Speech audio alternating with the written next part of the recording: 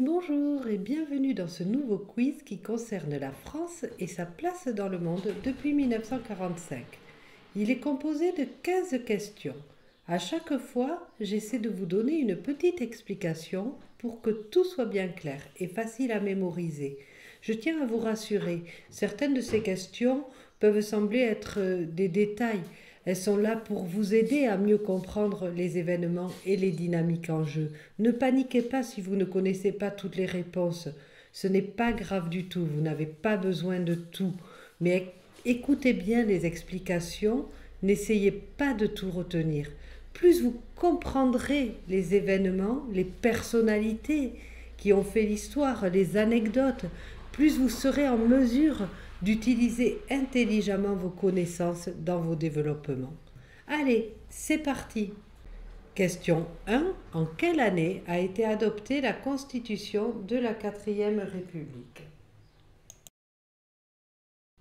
C'est en 1946. La Constitution de la 4e République a été adoptée le 27 octobre 1946, dans un contexte de reconstruction de la démocratie après la Seconde Guerre mondiale.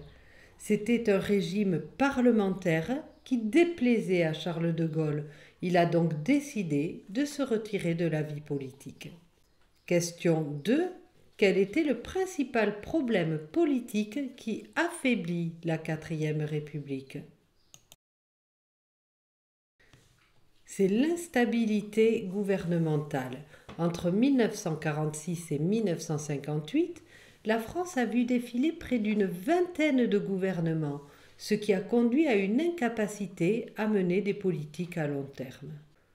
Comment appelle-t-on l'aide financière apportée par les États-Unis aux pays d'Europe de l'Ouest, dont la France en 1947? C'est le plan Marshall. Il a été lancé en 1947 pour aider à la reconstruction des pays européens dévastés par la Seconde Guerre mondiale. Les États-Unis ont investi environ 13 milliards de dollars pour soutenir l'économie et surtout, finalement, pour éviter la propagation du communisme. Le nom du plan vient de George Marshall, secrétaire d'État américain, qui a présenté le programme lors d'un discours à Harvard. Question 4. Datez, seulement les années, la guerre d'Indochine. Elle a duré de 1946 à 1954. Elle opposait la France aux nationalistes vietnamiens, dirigés par le Viet Minh. C'est une guerre d'indépendance et la France était la métropole de l'Indochine, c'est-à-dire le pays qui la possédait. Question 5. Qui est le leader indépendantiste d'Indochine qui a prononcé la déclaration d'indépendance du Vietnam en septembre 1945? C'est Ho Chi Minh. Le 2 septembre 1945, il a proclamé l'indépendance du Vietnam à Hanoï en lisant une déclaration qui s'inspirait de la déclaration d'indépendance des États-Unis. Toutefois, la France a refusé cette indépendance, ce qui a déclenché la guerre. Question 6. Quelle défaite militaire de la France en 1954 contraint le pays à reconnaître l'indépendance de l'Indochine? C'est la bataille de Dien Bien Phu qui a eu lieu de mars à mai 1954. Les forces vietnamiennes ont assiégé les troupes françaises pendant 57 jours, aboutissant à une défaite écrasante pour la France. Elle a conduit à la conférence de Genève où la colonie a été divisée en 3 pays, le Vietnam, le Laos et le Cambodge. Question 7. Qu'appelle-t-on la Toussaint rouge? C'est le surnom donné à la série d'attaques du FLN contre des cibles françaises le 1er novembre 1954. Le FLN, Front de Libération Nationale, c'est le mouvement indépendantiste algérien. Les événements de cette journée ont entraîné une escalade de la violence en Algérie et marquent le début de la guerre, qui a finalement conduit à l'indépendance de l'Algérie en 1962. lors des accords d'Évian. Question 8. Quels sont les 6 membres fondateurs de l'organisation européenne? Ce sont la France, l'Allemagne, l'Italie, la Belgique, les Pays-Bas et le Luxembourg. Ces 6 pays ont signé le traité de Paris en 1951, établissant la Communauté européenne du charbon et de l'acier, la CECA, puis le traité de Rome en 1957 qui a donné naissance à la CEE, la Communauté économique européenne. L'idée était que des économies interconnectées et interdépendantes seraient moins susceptibles de se faire la guerre. Question 9. Qui est le général de l'armée française, commandant de la région d'Alger, qui est un des leaders de l'insurrection du 13 mai 1958? C'est Jacques Massu.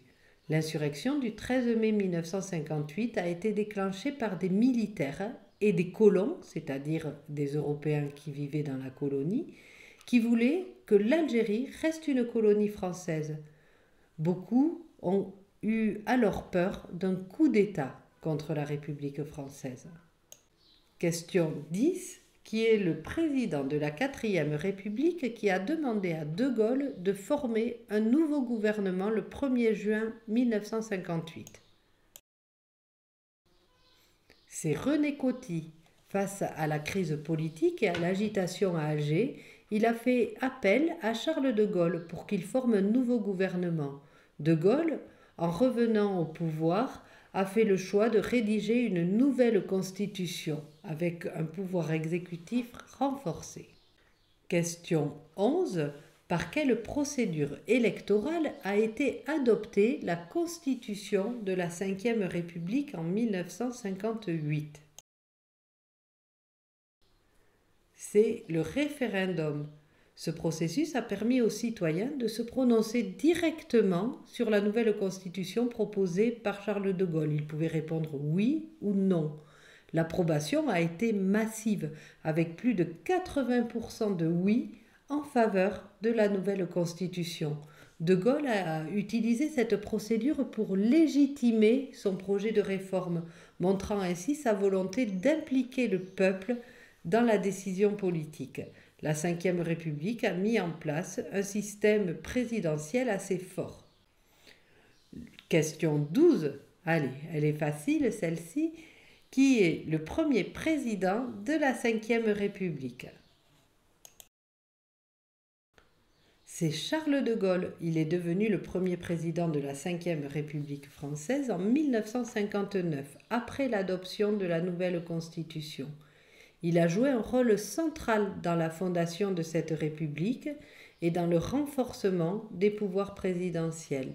Sa forte personnalité a particulièrement marqué son mandat, notamment pour la politique extérieure, avec sa décision de se retirer du commandement de l'OTAN pour montrer sa distance vis-à-vis des États-Unis dans la guerre froide.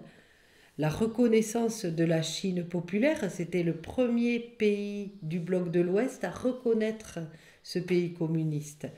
Et la dotation de l'arme nucléaire pour la France. Des décisions qui montrent qu'il voulait vraiment que la France soit indépendante au niveau international.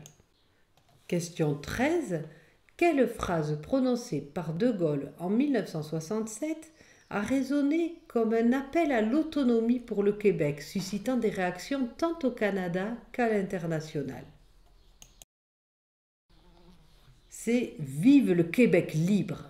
Cette phrase a été prononcée par Charles de Gaulle lors de sa visite à Montréal le 24 juillet 1967, pendant l'exposition universelle.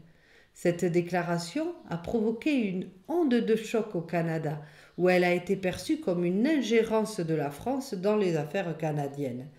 Les relations entre le Canada et la France ont été tendues après cet événement, et De Gaulle a été critiqué par certains, mais célébré par d'autres au Québec comme un symbole de la lutte pour l'identité et les droits des francophones.